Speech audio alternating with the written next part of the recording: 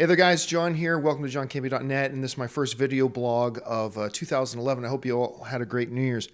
I got to talk today about something that is really bothering me. Now, for a long time, I am actually one of these people, I'm a huge fan of the Oscars.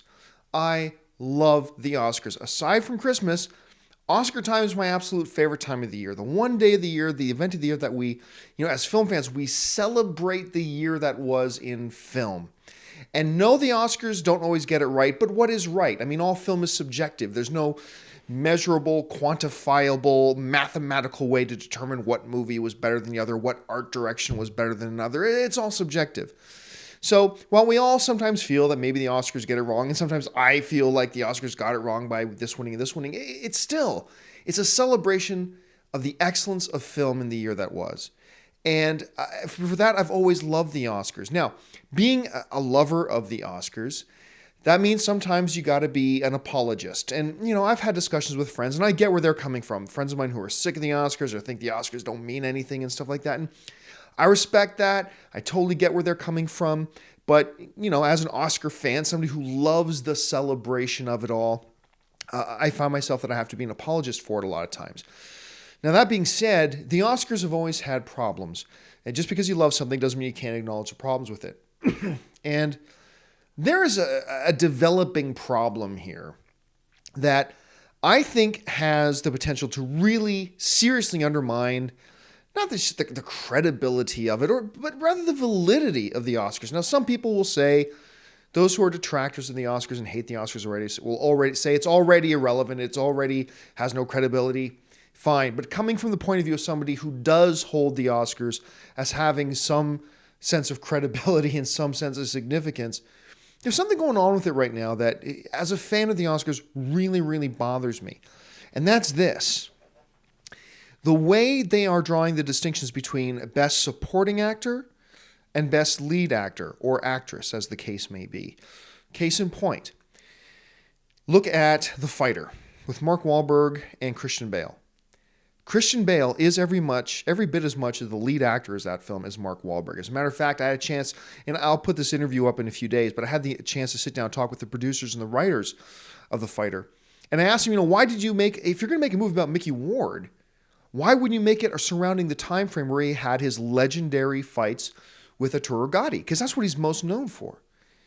And to sum it up, basically their answer was this: because the story isn't about Mickey Ward and him fighting Arturo Gatti. The real story is about Dickie and Mickey. It's their story. It's about them. I had a chance to interview director David O. Russell, who directed The Fighter. And I asked him straight up, is this a movie about Mickey or is this a movie about Dickie? Dickie, of course, played by Christian Bale. Mickey played by Mark Wahlberg. And David O. Russell said straight up, it's about both of them.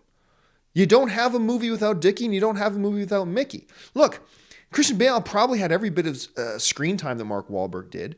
As one friend of mine put it, he's basically omnipresent throughout the film. Even the scenes he's not in, the scenes are basically about him. For every scene that you see Mark Wahlberg wrestling on his own without Dickie about relationship stuff with Amy Adams, you got Christian Bale in prison struggling over stuff about his son. I mean, it's every bit as much his film as it is Mark Wahlberg's. And yet, they're running him for Best Supporting Actor. But if you're not convinced about that one and think, oh no, John, maybe you could put him in Supporting Actor, look at True Grit. Haley Steinfeld, and I'm sure I'm mispronouncing her name, but she is not just the lead actress of the film, she is the lead of the film. Not just actress or, she is the lead of the film. The movie is about her character. She narrates the film. It's told from her point of view, more screen time than anybody else in the film. She is the lead character. The movie's about her. And yet, they are running her as Best Supporting Actress. This, to me, basically wipes out any meaning or significance. And I'm somebody who really likes the distinction between a lead performance and a supporting performance, because a supporting performance is a whole different thing. I mean, you get actors who, pardon me, who bring in great performances and understand that the performances they're called on to give are to uplift, shine a light on the main story and the main characters that aren't necessarily them without necessarily making the film about them. It's a unique thing they need to do in every film. And therefore, I really love the fact that there is a category for supporting performances, because I think those things are really important. But if you're going to have two different awards, Best Lead, Best Supporting, there has got to be some kind of integrity in terms of what is what. Because look, there's just no getting around. Haley in True Grit is the lead, and she is only being run in the Best Supporting Actress thing as a political move because they think that gives her the best shot of winning an Oscar. If you're going to have categories that are just interchangeable like that, and you just put people where you think they can win Oscars, then there's no more validity to the Oscars. I mean, as a kid growing up, I watched the WWE, the WWF, as it was called back then. And even as a kid, I used to think, man, the Intercontinental Championship is kind of a lame title because it's just a stupid award that somebody wants to get and they just put somebody... I mean, that's basically it.